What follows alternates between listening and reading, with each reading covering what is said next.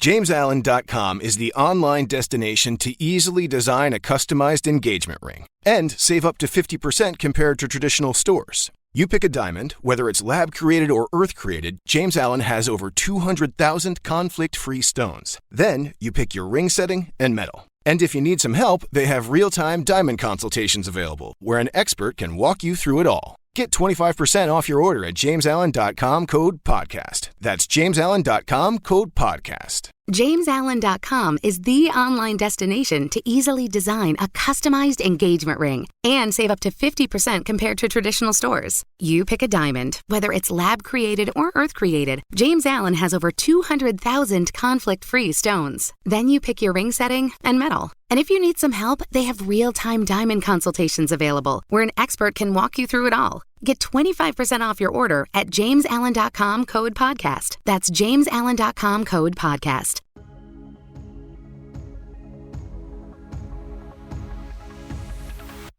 Hello everyone, and welcome in to the Friday Walkthrough. I'm Cole Carmody alongside Monty Spiller. It's game week. Not only is it game week, it's Mizzou week. There's been a lot of stuff that's gone on K-State Twitter. There's lots of things that's gone on in Columbia with Eli Drinkwitz, but game week is finally here, and game day is right around the corner. It is. You know, last week I was excited because it was week one in college football. Nothing against South Dakota, but they're not Missouri, you know. And one of those things about the K-State Missouri rivalry, Big 8, Big 12, now Big 12, SEC, Kansas, Missouri borders each other, and there's a genuine hate for the Missouri Tigers. So, yeah, I'm excited. It's going to be a fun time. We're going to guide you through here on the Friday Walkthrough. We'll talk a little bit about the South Dakota game. Then we'll get into what the rivalry means. Monty was a player here at K-State, played Missouri quite a few times. He said, we were talking before the show, I don't think you lost to him, did you? I was fortunate to never lose to Missouri. Well, you know what? There's guys on this roster that hopefully are going to not lose to Missouri. So we'll talk about that. Then in the second half of the show, we'll get into kind of the matchups, kind of how K-State might go after and attack this Missouri team. But before we go any further, I want to mention we are sponsored by the Part-Time Beverage Company. The first half is sponsored by Club Special. The second half will be sponsored by Cape Cod. Make sure you're getting in and trying both Cape Cod and Club Special. Also, make sure you're subscribing to the GoPowerCat.com YouTube channel. We're quickly growing. Make sure you do that and subscribe to the website as well. Now, let's get into this game with K-State South Dakota. First play of the game. I mean, you can't ask to start a game any better than that. Malik Knowles, 75 yards to the house. It was electric, and to see that happen on the first play, I think it just set the tone for the rest of the game. It was. You know, I was fortunate enough to be down on the sideline, warm-ups, and hanging out with some of my old buddies, guys I played with. Guys came before me, guys came after me, and so right before kickoff, they lead all the former players to their seats, and we were walking in the south end zone, and they kick off, we get the ball, and the first play of the game, before we even get in the stands, they hand it off, jet sweep to Malik, and all of a sudden he's out the gate. And I don't think people understand the feeling of hearing the crowd roar at that level. It was amazing. It was amazing. And K-State, you know, started off right. Were they expecting to score? Maybe, but that's a great way to start the game. It just set the tone for the entire game, and I felt like there are so many things that K-State could do on offensively that they kind of held back on. Oh, yeah. But that was the one play where Colin Klein said, you know, we like our look. Yes. And if you go back and look at the film, it was pretty obvious that was a designed sweep. They may have been showing a read play, but that was a designed sweep. They wanted to get Malik Knowles the ball, and I think one thing that really surprised me, just as far as Cade Warner goes, I mean, he's a great blocker, and he had on that play in particular, came down on a crack block and blocked two guys at the same time. If you don't have a receiver who can block on a sweep play or an anytime outside run play, then you're not going to be able to run those plays. So I think Cade Warner, to me, he was the reason why that play sprung. Yeah, Cade he's a wide receiver, but he's a bigger wide receiver. And I'm not saying he's quite tight end status, but he could be a guy you can bring down on the line to block, release, in the flats, whatnot. But Cade has been a physical presence the last 2 years. But one thing I also noticed, and we talked about it in the previous show, how are we going to use Deuce? Mm-hmm. You know, are we going to put him in a situation to go one-on-one with the backer? Because most teams are going to key him. That's smart football. And Deuce was actually a lead blocker. Yeah. You know, and I'm thinking to myself, and he threw a good block to Spring Malik, but that's just kind of how Colin came out. And he didn't show his hand the whole game, but that first play was like, all right, give us your best shot. This is what we got. It was really cool because I felt like as soon as that happened, all right, they're not doing anything else. They are going to close the book. They're going to resort, and it really felt like they ran inside zone, outside zone, and then maybe a few RPOs. Other than that, it was like, very basic in the run game. In the pass game, it felt like, all right, we're going to run a slant. We're going to run a 5-yard out. We're not going to really try and throw the ball down the field. And Joe Kleinerman or Colin Klein, I should say, in particular, came out and said, oh, well, they were did some things we didn't expect them to do, so we just took what was there. And I'm like, okay, sure, but you can't convince me that South Dakota did things that K-State wasn't expecting. I firmly believe that Colin Klein was just going to get through the game and go from there. Absolutely, and he did a great job of it. And even if there was some truth to it, and there may be a small percentage that they did throw some different things out there personnel-wise, because first game of the year, you don't know what a team's going to bring. You don't have film of the current team. You have past film, but not current film. And South Dakota probably showed a lot more than we did, and we were able to be successful. Base packages, zone left, zone right, not a whole lot of window dressing, and we moved the ball.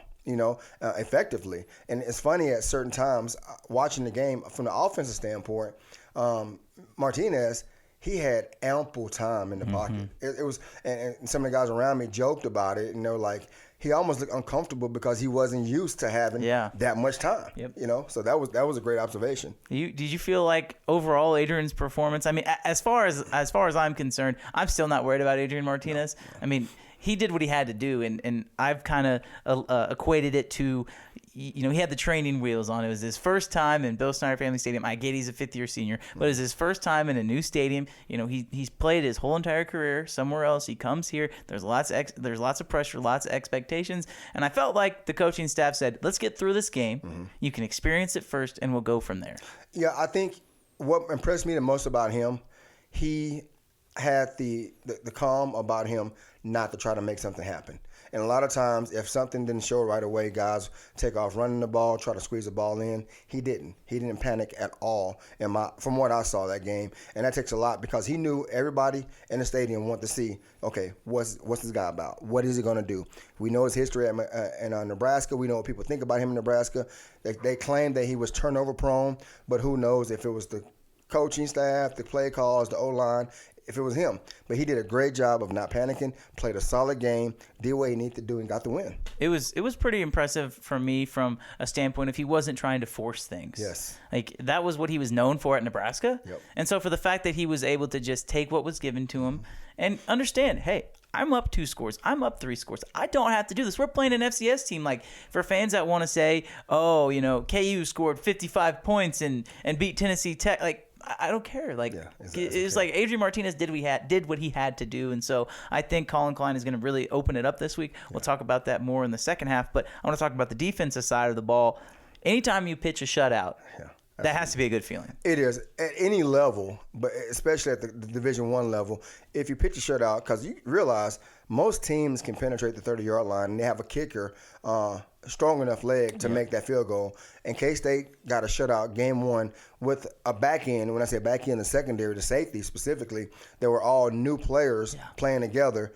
And the thing for me as a former safety myself, the physicality of those guys. And I was sitting with my sons at the game, and they could see me get excited whenever the hits were coming. And it was just fun to see. But think about it, they're big hitters, but they cover well in space also. And they look like they've been playing together for 4 years rather than 4 days, for their practice week or whatnot. But the defense looked good all together. Guys who you knew were going to play well showed up and did what you expected. To me, the biggest surprise was Kobe Savage. Oh, man. It was impressive. That last name, though. A great last name. I mean, you can't ask for a better last name as a football player. Yeah. And the fact that he was able to come down and absolutely lay the wood on some of those guys, I was surprised. You don't know what you're going to get. A junior college transfer. Mm-hmm. He played the last 2 seasons down in Texas, and he comes up here and oh, hey, you're starting the first game. Like, sorry, we're not going to hold your hand. Like, nope, you're going to go out there. A whole new secondary. Guess what? You're the captain. You're the leader. And he did a really good job. And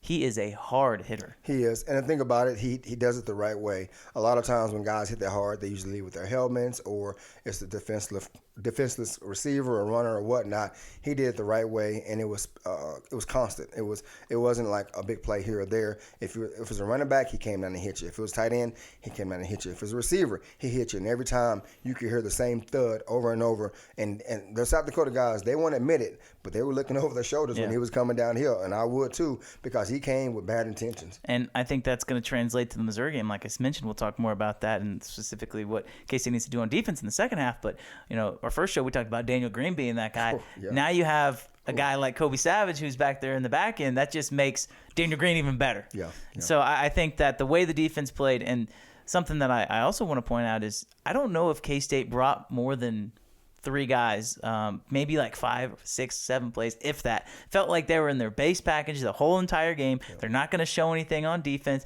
We're going to rush 3. We're going to make you beat us. Mm-hmm. And if you do, then we'll change. But it felt like, for the most part, K-State said, we're going to go with our 3-down linemen, and we're still going to get sacks because guess what? We have that kind of dudes up front. Absolutely. They basically said, this is what we're doing. Our dudes are better than your guys. Stop us. And they couldn't. And it's one of those things where they got up early enough where younger guys who normally wouldn't play in a game that early got experience, and they kept it consistent. And a lot of people forget some of the second team and third team guys came in the third quarter, and they maintained that shutout, which speaks volumes about those guys, because when you're playing a Big 12, you're going to need some depth because injuries are going to happen. Guys are going to get tired. You need a break, whatnot, and you don't want to lose a step when another guy comes in off the bench. You want to keep that same level of intensity and the same level of play throughout the depth chart. So that was huge for K-State for the first game. It was big time. And you talk about depth. You're exactly right, because some of those guys are going to have to play against Missouri. Oh, yeah. I mean, there's going to be things that happen.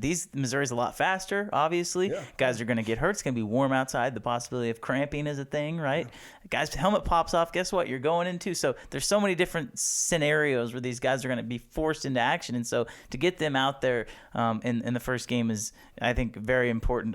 But, again, they got Missouri on Saturday. Yeah. So as we transition here, this has been a rivalry, and we talked a little bit about it to end the show last week. This has been a rivalry that has not been played in 11 years. The only person affiliated with K-State football who was even around the program then was Colin Klein. Yeah. He's the offensive coordinator now. He was the quarterback on that team in 2011 when K-State won. This rivalry means so much, but when you played at K-State, what did the Missouri rivalry mean to you? It's kind of tricky because with the Missouri, when I played, I was in an era when Nebraska was Nebraska. And so they were kind of our big game every year. We were beating everybody else. KU was KU. Honestly, KU was a team where we would dominate them. Third quarter, the second and third team guys would be in. They knew it was coming. Sounds familiar. Exactly, right? So it was a rivalry to a certain extent. And we would get up for it because it was KU. But Nebraska was our big game because we hadn't beat them in so many years. They were dominant. They were the top team in the Big 8 and the Big 12 for so many years. And then Missouri also was a good team. And with being a bordering state, that rivalry existed. The only thing about it, and it's kind of funny because KU hates Missouri, I think, as much as K-State hates Missouri. Yeah. So it was kind of something we had in common.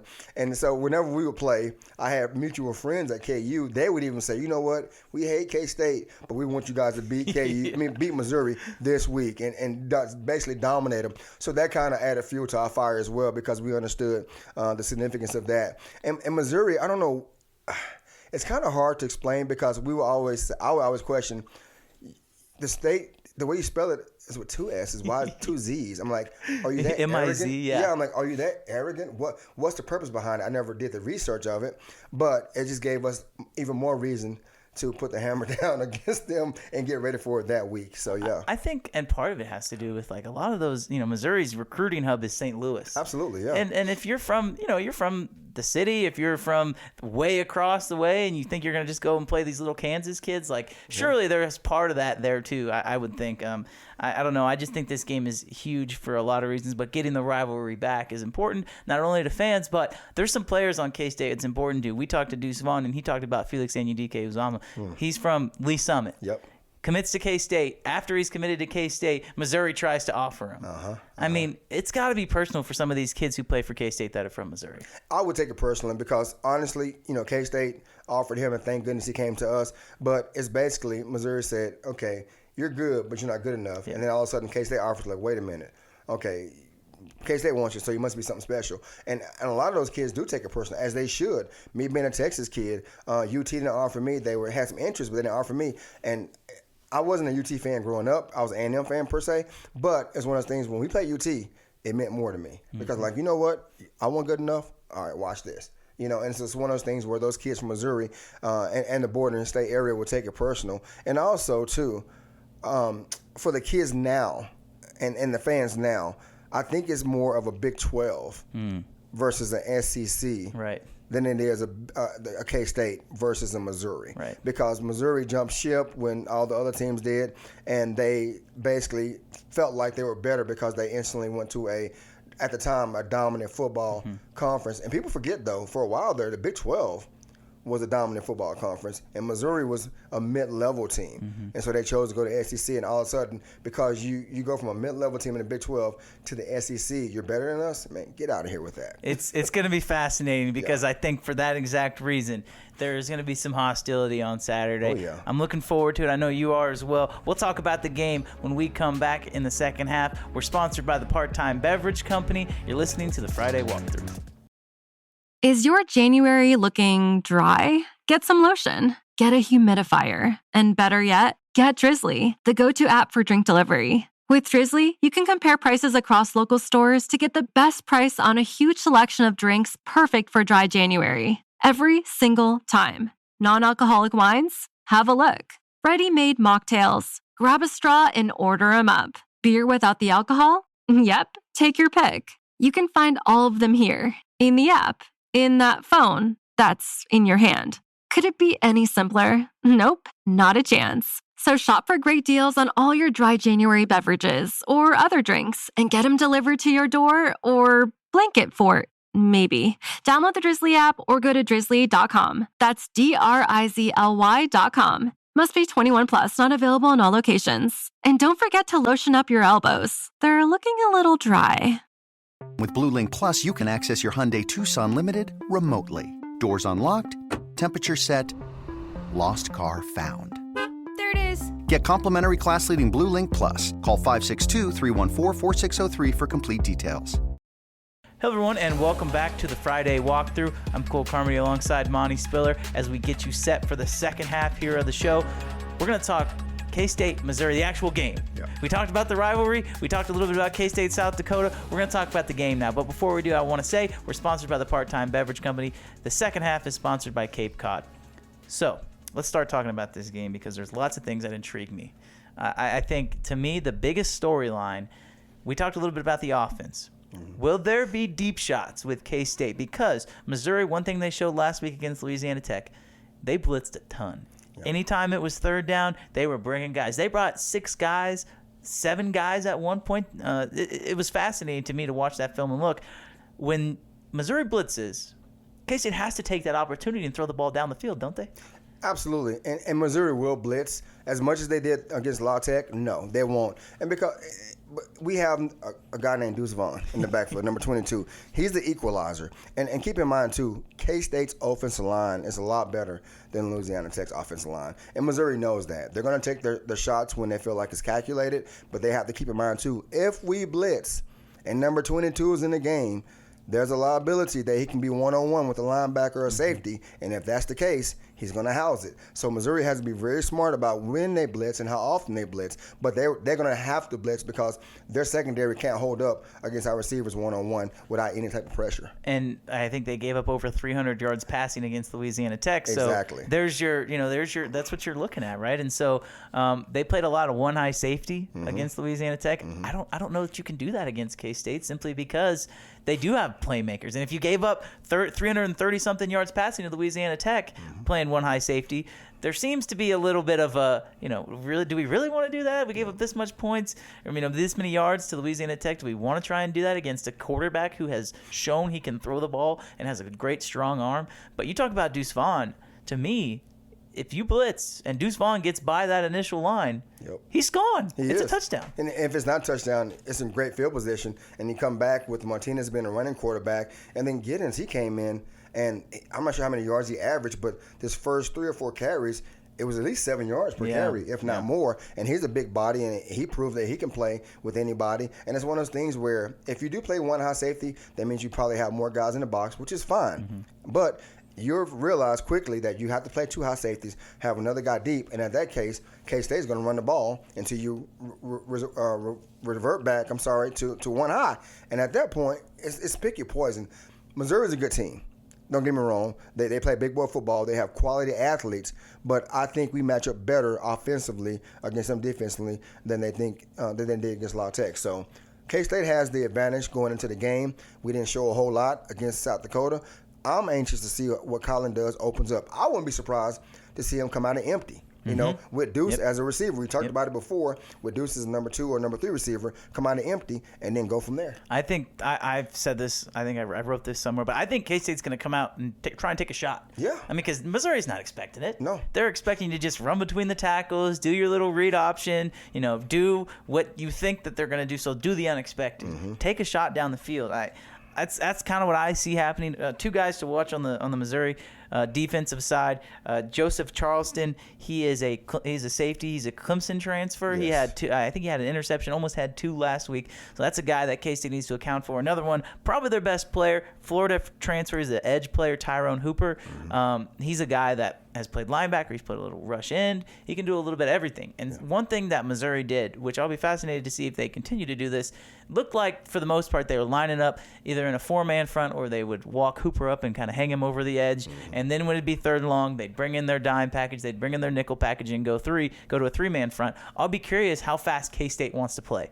Because if you play fast, you don't give them time to substitute. Exactly. And so what is Missouri going to do? Are they going to stick with we're going to play our 4-man, we're going to have our walk-up edge, or we're just going to say, that's fine, we're going to go to the 3-man front? Because the problem is, I think if you're Missouri, if you go to that 3-man front and Hooper is such a good pass rusher, are you either going to you're gonna give up size and have him play defensive end, or you're gonna have him kind of drop back, kind of like Khalid Duke we've seen K-State do. So I think if you're Colin Klein, you have to make Missouri make a decision. That's why tempo is so important. I think K-State will be prepared. I think Colin, being a former quarterback himself and a great player and a great coordinator, in my opinion, I think he will have a screen game involved, and he understands what's going on. And basically, Martinez is a smart kid. It's not like he's a freshman quarterback. He'll be able to make adjustments, make checkoffs, and change the play, audible out of whatever they may have, and say, okay, this kid is over here, we're going to audible to this. And the difference between that is with La Tech and K-State's game against Missouri, I think K-State showed in the bowl game that they can run the hurry-up offense. And people forget about that. That was Colin's kind of his audition to be the offensive coordinator. And they ran a hurry-up offense, and they did it successfully. So I know he has the capability to do it, and I'm pretty sure they've practiced it. So if that's the case, watch out. We saw a little bit of tempo against South Dakota, not much. Yeah. I do think, if I recall correctly, the touchdown that Deuce Vaughn had just after Adrian Martinez rushed for a first down. Right. They come up to the line, and I don't know if it was necessarily no huddle, but it was definitely tempo, and he breaks it and scores a touchdown. So I think we're going to see more tempo. I really do, and I know they've been practicing. We had a chance to talk to Deuce Vaughn, and he goes, to me, that's the hardest part about this offense that I've been trying to adjust to is, trying to get my conditioning in shape because – I mean, let's face it. When you're used to going into a huddle for 2.5 years of your career, being able to get in shape, it doesn't happen overnight. And so I'll be curious to see what they do. But as far as schematically, I think if you're K-State, you obviously have to lean on Deuce Vaughn in this game. I mean, I know Louisiana Tech didn't rush for more than 20 yards against Mizzou, but make them prove that they can stop the run, right? I think that's what you have to do because when you have 22 back there, I mean, he's a game changer. He is. And anybody who knows football understands you have to establish the run game to some extent to be successful in the pass game. And a lot of times, and when people say run game, most people think handoff right, handoff left. A jet sweep is a run game. A screen is a run game. Even Martinez, with a naked boot, he has option to throw it or run it. That's the run game. But you have to establish something to get the pass game going because you have to make the linebackers commit. Because if you're jumping back every play, they're not going to honor the run and they're dropping back underneath windows, and it makes it hard to get the passing game going. If you slice them up enough, 7 yards here, 8 yards here, they have to check the run first, and then it's when you get the stuff behind them over the top. Play action pass. And I think K-State and RPO as well. Yep. I think K-State has opportunity to do that and will be successful doing it. It's going to be fun to see because we still really don't know what Colin's going to do. I No. mean, we have an idea of what he think they might try and do, Right. but the fact that he played his cards so close to his vest, Yep. he's going to say, all right, here's what we got. There's no use to hold anything back now. So it'll be fascinating to see. Going over to the other side of the ball, I think this might be the matchup where there's maybe not as many question marks, right, with the K-State defense and with the Missouri offense, but I think this might be where the game is won, right? If K-State continues to play well on defense, then they're going to have a chance, right? Defense always shows up. You know that but just as well as anybody. Yep. If the defense comes to play, you're going to have a chance to win every single game. But there is some guys on Missouri's offense that K-State needs to be aware of. And the first one is Luther Burden, the true freshman wide receiver. I found this interesting. When they played La Tech, they lined him up in the Wildcat twice. Mm-hmm. Now, maybe this is just me as someone who's coming from the Colin Klein school of thinking, but why on earth would you show that against Louisiana Tech if the game is not in question? Unless they were just trying to give him some confidence. Yeah. I found that odd. Yeah, I think you're right on both accounts. They did it to get him some experience, to get the tempo of the game, not really to get physically involved, but understanding what it's like to be in the middle of a pressure situation, but also to put something on film for later in the year, because they understand when they get into their SEC schedule, they want to make defensive coordinators prepare for anything. And if they take more time to prepare for that, they can focus on more of their base package. And it puts them in situations where you have to prepare for it and understand, you know what, if he gets back there, we have to be leery of it. And who's to say they don't put something on film now and bring something back totally opposite, use him as a decoy with it, right, that formation. So it's good football if you really think about it. I don't know if I want to risk the chance of him getting injured in the Wildcat position, especially to being the star that he is, but I understand the reasoning behind it. Mm-hmm. It was interesting to me. We'll be, and you bring that up, I'll be curious. Maybe they don't even run that on Saturday, right? Maybe that was just something they did. They only ran it twice. It was like, okay, here you go, and we'll make you prepare for it. So it'll be fascinating. Another receiver that K-State fans need to keep their eye on is Dominic Lovett. He led the team in receiving yards. This is interesting to me because he worked in the slot, and K-State's cornerbacks, two very good cornerbacks in Echo Boydo, Julius Prince, but they're both outside cornerbacks.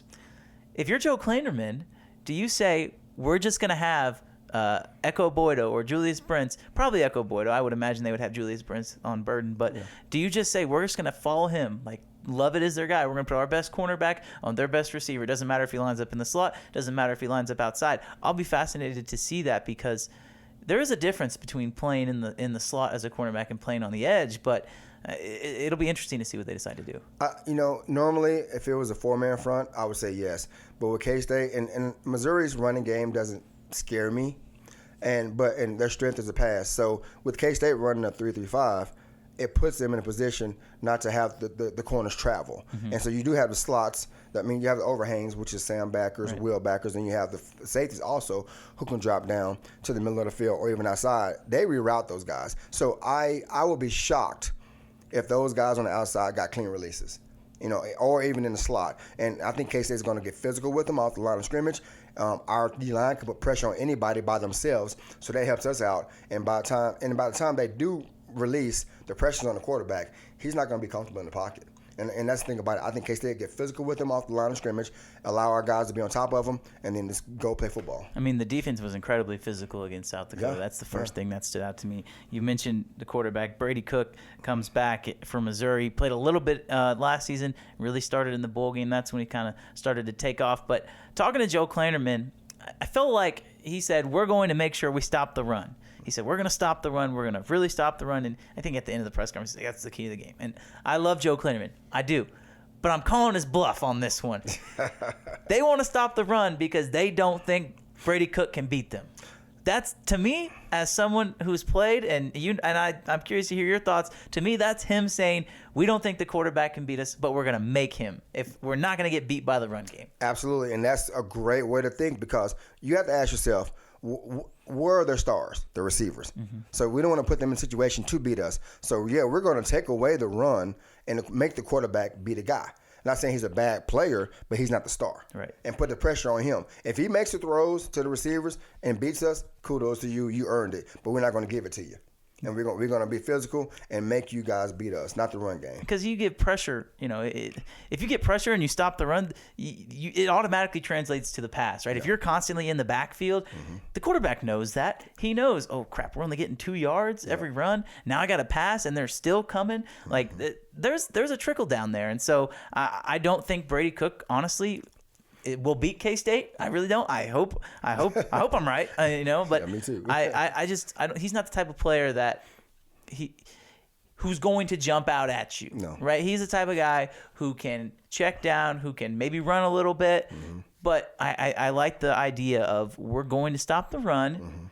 The receivers are really good, but if you don't have a quarterback who can get it to him, it doesn't matter. It doesn't matter. You're correct. Yeah. So it'll be interesting. And as far as the running backs go, and maybe this is there's no Deuce. It's hard to compare to Deuce Vaughn. But you look at their running back core. Eli Young is listed as the starter on the depth chart, but I think he had like 3 carries on Saturday. And then they have Division II transfer Cody Schrader. He was the leading rusher at Truman State in the MIAA last year. Now he's made the jump. He's playing at Mizzou. And then they have Nathaniel Pete, who K-State saw when he was a running back for Stanford. So there is some guys that have some local ties or K-State might be familiar with at the running back position. But again, I'm excited for this defense because they played so many guys. That just means the guys are fresh. Yep. That just means they're fresh and they'll be ready to go. Absolutely. And I love what Coach Klanderman and the other coaches and the coaching staff have done in the last 3 or 4 years. They've rotated a lot of guys. Some names I don't even recognize, and they get like significant playing time at critical times of the game, not just mop-up duty. It's like a 2-point game or a 10-point game, and they're in there and they're making plays, which allows us to continue to be better because if something does happen, injury, somebody's tired, the next guy up is ready to play. And I think K-State, as far as that too, those same guys that are playing significant minutes are also starters on special teams. Yeah. And they're making plays. K-State special teams continue to be very special. We blocked another punt. We haven't talked about that yet. I know, last Saturday. And this is one of those things where when it happened, I was happy, but I expected it. Yeah. I expected. I said, will we block one? And we should have blocked 2 actually. And I said, when it happened, and when he blocked, I said, we'll scoop and score. And sure enough, we did. And we called that. You called that last week. You're like, special teams going to make a big play. And they did. So special teams, defense, offense, all will have to be critical if K-State wants to beat Missouri on Saturday. As we wrap it up, we're going to get into our pick segment. We were close. Yeah. 41-13, I think is what we said. 42-14, something like that. We were gracious to South Dakota, but first game, so. Yeah, you gotta be nice to them. I'll let you go first. Who do you have winning on Saturday, and what is your score? Well, obviously I have the Cats winning. I'm going to say 28-14. Okay. 28-14. I think with an 11 o'clock game, and Manhattan is good. The student section, the community. This is the city of Manhattan. We're good about morning games. I don't know what it is, but we're good about that. And the place is rocking early. And I don't think Missouri travels well as far as playing road games from their histories. So I think it means more to us than it does them. And I know they're going to give us a good fight, but it's one of those games for us. It's a game that not really catapult us to a different level because honestly the ranking doesn't matter to me right now. But to play a quality team the second game of the year is important. And I think we'll come out ahead 28-14. The SEC's motto is it just means more? Well, guess what? I think it just means more to K-State on Saturday. I'm with you. I think K-State, you stole my – I wasn't going to say 28-14. I'm going to say 31-17. Okay. So we're going to add 2 more field goals in there. The spread, I think, is like 7.5, 8, depending on where you are. Right. I've said K-State's going to cover. So, again, I think they do. We both think K-State comes out of Saturday with a win. That's Monty Spiller. I'm Cole Carmody. Thanks, everyone, for listening, watching, wherever you may be. This has been the Friday Walkthrough. We're sponsored by the Part-Time Beverage Company. Make sure you're subscribing to the GoPowerCat.com YouTube channel. Make sure you're subscribing to GoPowerCat.com, and we will see you next Friday.